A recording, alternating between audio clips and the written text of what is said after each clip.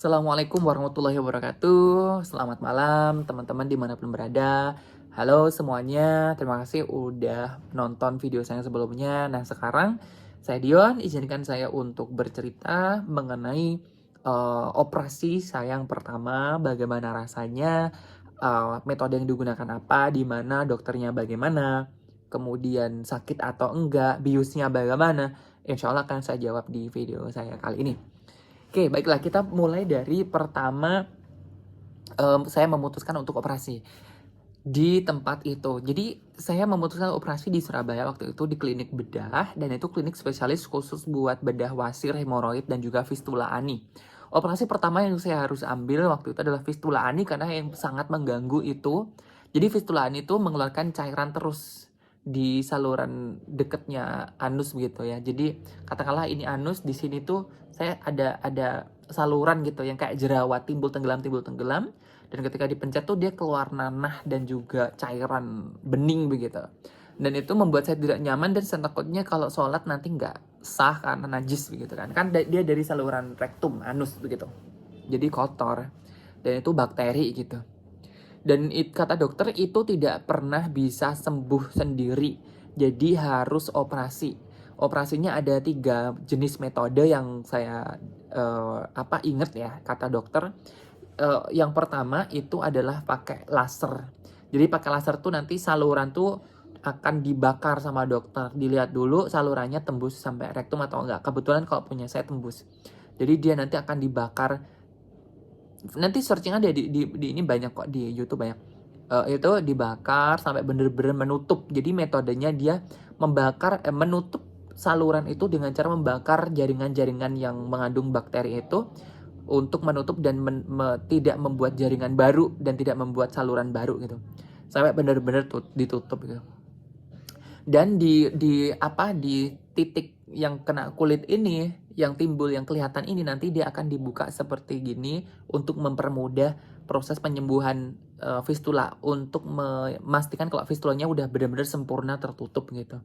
Untuk dilihat, dikontrol, diobservasi nanti setelah operasi. Itu metode pertama. Metode kedua itu ada metode ultrasound. Ultrasound tuh seperti proses operasi bukan disayat manual konvensional dengan pisau operasi, enggak. Jadi dia itu menyayatnya tuh dengan ultrasound, nggak tahu dengan frekuensi suara gitu loh. Nah kata dokternya kelebihannya kalau ultrasound itu nanti tidak sakitnya tidak seperti yang disayat pakai pisau. Jadi dia ya sakit sih tetap. Terus dia tidak banyak menghabiskan darah. Jadi lebih seperti kena pisau operasi tapi dia tuh kering gitu loh. Jadi tidak terjadi banyak perdarahan gitu. Kata dokternya dia lebih cepat kering. Yang ketiga pakai gunting bipolar. Gunting bipolar itu jadi ya gunting operasi itu, gunting bipolar itu. Gitu. Nah, akhirnya saya nanya, saya kan pengennya pakai laser ya, karena saya pengennya cepat selesai, kemudian cepat kering, cepat sembuh, cepat menutup dan tidak kambuh lagi. Ternyata kata dokter yang disarankan malah ultrasound. Jadi ultrasound tuh resiko untuk kambuhnya tuh lebih kecil dan paling kecil dibandingkan yang lain. Akhirnya saya percaya dan saya ambil yang ultrasound. Saya ikut kata dokter. Nah, saya langsung disuruh masuk ke ruang operasi. Di ruang operasi itu ada satu perawat, 2 dokter. Kalau nggak 2 perawat, 2 dokter, saya lupa. Terus saya dibius waktu itu. Nah biusnya itu lewat tangan, lewat infus. Saya nggak dikasih infus, nggak sih, cuma dipakai jarum infus itu disuntikan beberapa cairan gitu, 3 macam cairan mungkin ya. Saya ingat saya ada 3 kali suntikan gitu. Nah disitu lama-lama saya ngantuk, terus saya ketiduran. Pas ketiduran itu mungkin sekitar 15-20 menit operasinya tuh selesai gitu. Operasinya udah selesai dan saya nggak kerasa apa-apa, cuman kerasa disuntiknya doang itu. Saya bilang ke dokter, dok pelan-pelan ya suntiknya, saya bilang begitu. Oh iya, akhirnya 20 menit, 30 menit lah maksimal itu. Saya dibangun dokter, mas, udah selesai. Loh, kok udah selesai aja gitu. Udah selesai, saya dikasih lihat fotonya, Masya Allah. Foto luka operasi itu sebelum dan sesudah operasi itu bener-bener saya lihat detailnya bagaimana diceritakan sama dokter dan lain seterusnya. Dan akhirnya saya terheran-heran, gimana dok kata. ya ini udah selesai, tinggal tunggu perkembangannya, nanti nggak boleh makan pedas sama yang asam dulu gitu. Nah, singkat cerita, dari operasi itu tuh hari pertama lancar, 2, 3, 4, 5 lancar.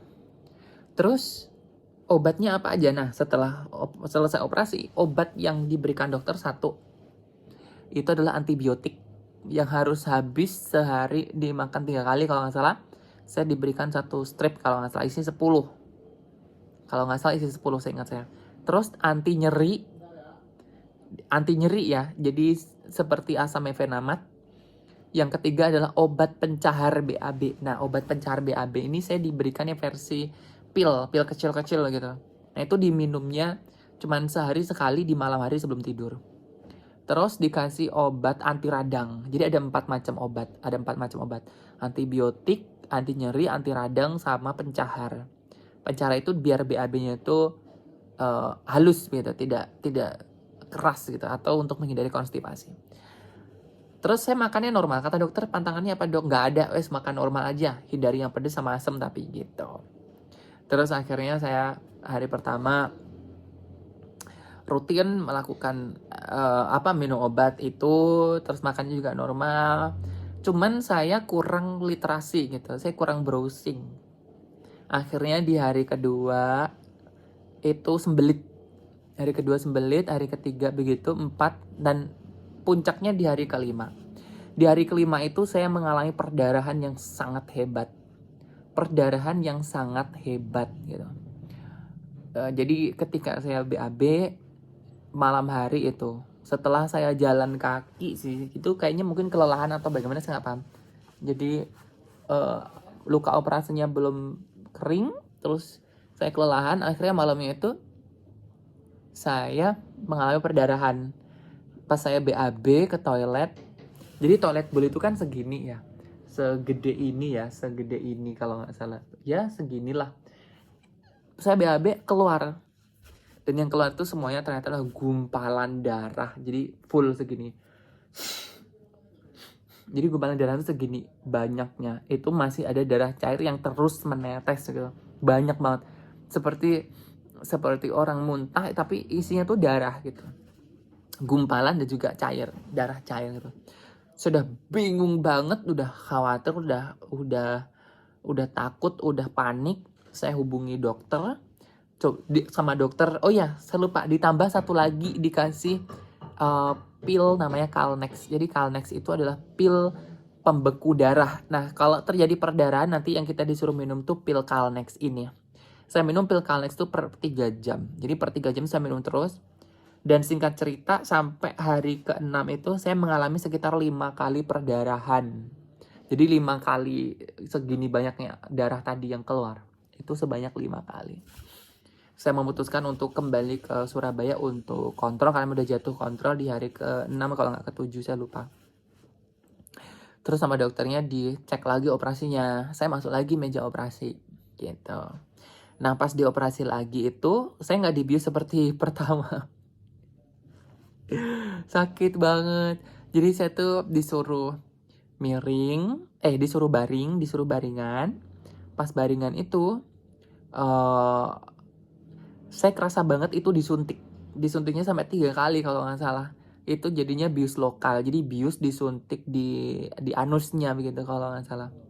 Terus saya masih sedikit kerasa gitu, dia apa-apain gitu. Terus kata dokter itu cukup lama, jadi mungkin sekitar 1 jam itu saya dioperasi yang kedua itu. Ternyata perdarahan itu berasalnya dari hemoroid yang di dalam, bukan fistula lagi, tapi hemoroid yang di dalam, karena fistulanya udah mau sembuh waktu itu. Ternyata hemoroid yang di dalam itu bengkak dan berdarah gitu, dan perdarahannya hebat. Nah, setelah itu dijahitlah sama si dokternya, dijahit seret. Itu setelah biusnya habis itu, rasanya panas banget, panas, nyeri, sakit, perih sekali. Dan saya perjalanan dari Surabaya ke Kediri, ke kampung Inggris ya. Terus udah nggak bisa ngapa-ngapain itu sudah.